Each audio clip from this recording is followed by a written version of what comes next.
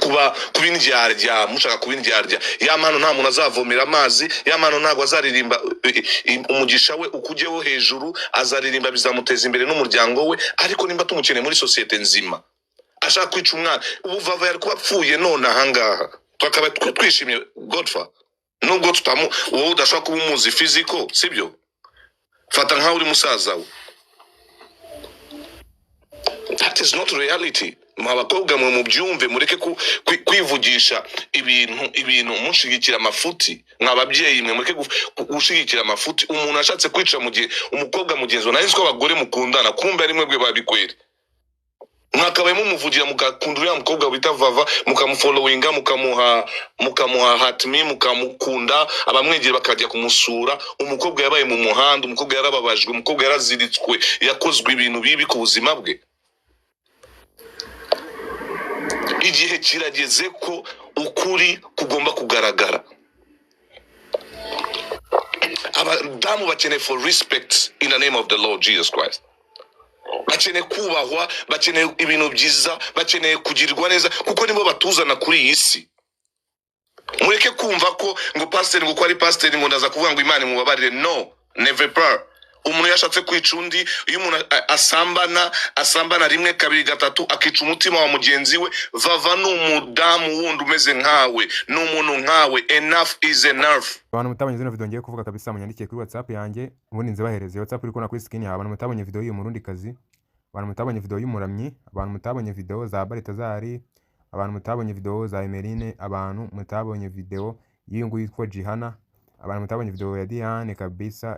Izo video zose ndazifite. Abantu mutabonye video y'uriya mu Minisitiri w'Urubyiruko muri Uganda, umva n'izindi video nyine muzi z'abastari nk'uyu Murundi kazi, nawe ino video y'ideri gihanze vuba uyu nguyu uri kubona, nawe video irahari.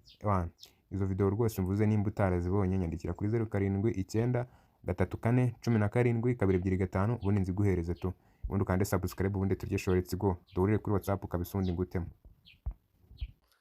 No umuntu ushobora kugira umutima w'amarangamutima. Ushaka kugira amarangamutima, enough is enough from that. Ashobora kugira amarangamutima agapfa. Wowe ibaza ufite boyfriend agasambanira kuri telefone umureba, akarenza akaguha fuck, akakwita kuri igicucu. Nuko Vava ntabwo nari ndi Kigali, nari kugenda nkamuterura nkamuvanayo. Ariko ntago ubwiza bw'umuntu uko aririmba indirimbo zidutware, nanjye nimba ndi n'umukozi w'Imana nkaba nkora ibyo byaha byo gukubita abantu no gusambanya abantu no gukora ibiki, nanjye ari ngiyewe niciriye kuba nahanwa mu buryo bushoboka bwose. Ariko mureke gushigikira amafuti. Farao yishe Abanyayisiraheli igihe kirekire. Imana tuma Mose aravuga ati ngo bwira Abanyayisiraheli ko igihe cyabo kigeze barekurwe. Igihe kirageze ko na Vava arekurwa, akareba mu mutima muzima muri we. Ndabirira kuko ndabona future y'umwana we. Ubwambure bujye hanze, dushigikira amafuti. God uyu mwana nakuru uzabimenya, waba usaza waba uzakora iki, azumva ijwi rya ko wavuganye nyina. Justice agomba kwibona. I don't want to go to the emotion.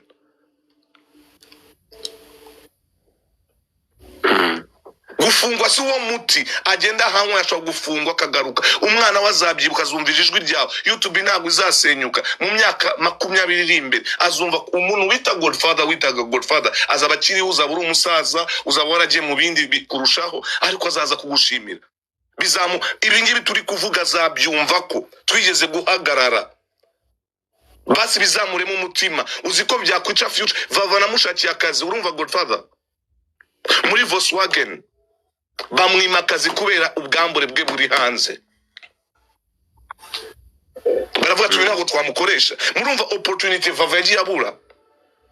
Muyura miracle nguyu nakoze, nagiye muri iki kibazo nk'umupasteri wiwe wamuyoboye ndi mu Rwanda. Bamwima akazi kubera iki? Ibintu birimo kuvugwa hanze. Muje mwishira muri ibi bintu. Baravuga ati ntabwo twamuha akazi kubera iki? Nta kintu yadufasha. Kubera iki? Ubwambure bwe buri hanze. Ariko ibi byo kuba tumuvuganira gutya kandi bakanamuvuganira, iyo batakabaye bafunga uyu ya mpano bamufunge, ndiwe nanafunga n'umunwa we nkashaho n'urudodo. nkamufungira nko mu kantu gatoya kugira ngo amenye ko umushukwe we ibici byose bibanza bikagabanuka. Byamara kugabanuka akagaruka ari muzima. I'm sorry for saying this. No, that God, let me tell you this. Nubwambere umvishe ndi kuvuga gutya, sibyo? Ndi kubyumva niba nanjye nubwo nacecetse. Nubwambere umvishe mvuga gutya ku muntu uyu mwana w'umukobwa arararira. Bazala Miracle ari hangaha. Twashatse uburyo bwose na Miracle aravuga ati reka tumushaki aje kwa mukuru we kwa kumukuzine wiwe kugira ngo Vava ruhuke. Vava yabanaga na yamano amutera ubwoba. Ije twari habayeho ikibazo gikomeye cyane ku buzima bwe. Aramubwira ati nuvanga ndakwica. Yahoraga amubwira ngo ndakwica. Ibintu twiyumviye si ibintu mwebwe murimo kuvuga ngo Imana yatweretse. Mureke kujya mu mwuka cyane, mureke kuba barokore cyane, mureke kujya mugene muri realite y'ubuzima. Umwana wazamera ute, ejo bizagenda ute, ubuzima bwe buzagenda ute. Umva mubwiye ni Imana ihonda, ni Imana ikubita hasi, ni Imana izahura. Niyo mpamvu navuze ngo nta muntu n'umwe wanga kuri social media w'umukobwa tuzabasha kujyana ibiganiro kuri telefone, never per. Tuzasengana turangizanye, ariko Imana yo mu ijuru igomba kugira ineza y'Imana hejuru y'uyu mudamu bita Vava. Imana Godfather n'ubwame ngusenge uyu mugisha uzamera umusatsi, wongere umere umusatsi, ntuzamera uruhara. Shimuka mu izina rya Yesu. Uravuze ngo uzamera umusatsi ku mutwe wawe. Imana izakurinda uruhara, iguha imbaraga kuba uri kurwanira uyu mwana w'umukobwa. Ntabwo ari uwe wenyine uri kurwana n'umwana w'umuhungu yabyaye. Uruhara rwanjye rutewe niyo TikTok universe ngo nibayikureho mu nkano muri gift garage. Ngaho Imana iguha umugisha. Byari ibyo ngibyo mvuze gusa shize message iri ahangaha. Mureke amarangamutima yanyu abantu 200 muri ahangaha mu tapping screen. Mureke amarangamutima yanyu muhagarare muri realite. Murashaka kuba mvuga ati ngo muri pastor arashaka kuvuga ngo Imana imutware mu ijuru. Abo n'abapastor batakigira amavuta. Imana nyeretse ko uriya mugabo bazamukatira agahanwa. Oya none uramwe ngo yampana amanuka amageragere Waretse akamanuka. Ndi kukubaza aramanuka. Sure. Uyu umutipe binakora. Umva nkubwire hari n'indi muntu muri polisi reka mbivuge hanga uri gushaka kumurwanya kujya bamukureyo ariko ntibamukurayo. Unabyumve mpanze ubu butumwa. Ngwiki hari undi muntu muri polisi uri gushaka ko uyu mugabo bamukurayo ntabwo aza kuvayo. Icyo ni ikintu nabonye. Ukore ibyo ukora byose uyu mwana w'umukobwa agomba kubona ubutabera bwiwe. Agomba kubona ubutabera bwiwe. Uyu mwana yaguye muri relationship buri wese yakunda. God ni nkuko nakundana n'umukobwa sibyo?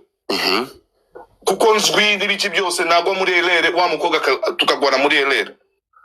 Umuntu arapata amashusho yiwe yambaye ubusa. Gukora sex cyo ni igikorwa gikorwa nta video. Urakora sex ukagenda gufata video. That is not right. Ari mu Burayi bamufunga bagafunga n'amabyaye byose. Amaki urafata umwana w'umukobwa yaragukunze urangiza umuhembye kumwandagaza. Warangiza ukavuga ati ngo yagutwaye miliyoni 1.5. What kind of 1.5 wari kuza tukayikwishyura ariko ukareka gufata umwana w'umukobwa atari Vava n'abandi bose twabikora. N'abandi bose uwari we wese w'umukobwa hanga twagufata tukagutwara tukakwishyura ariko ntujye kwandagaza umuntu w'umubyeyi. Uriya ni umubyeyi n'umwana wabyaye afite ibikomere bye kuba yarabyaye niyabana n'umugabo nawe aragukunze kugira umukureho ibikomere muhuye n'ibibazo runaka bimubiguyemo Shetani arabikoze. Wanze ikintu cyambabaje wanze kumufata amaboko urangije uje kumwandagaza. Uranze kumufata amaboko mubwira ati sheri twaguye mu kibazo kimeze gutya amashusho yacu yagiye hanze mbabarira tugendane gutya. Basi wari kumuhemba ukamubwira tuje mu murenge nje gukwa inkwano ngukwe miliyoni 10 nguhesha agaciro warangiza ukamujugunya.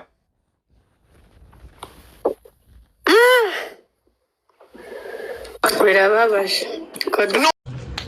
Ariko ubwo nk'abahungu mwirirwa muvuga ngo abakobwa ngo beza barabuze ariko bro ngaho ndebera ukuntu ndi mwiza. Reba nyashi urazibona, reba ubwiza mfite n'umupuri, ibere rirahagaze, warangiza ngo wabuze umukobwa mwiza. Jya muri comment niba ushaka ko nyiguha fresh, unyandikire ubundi duciringe ibifatika.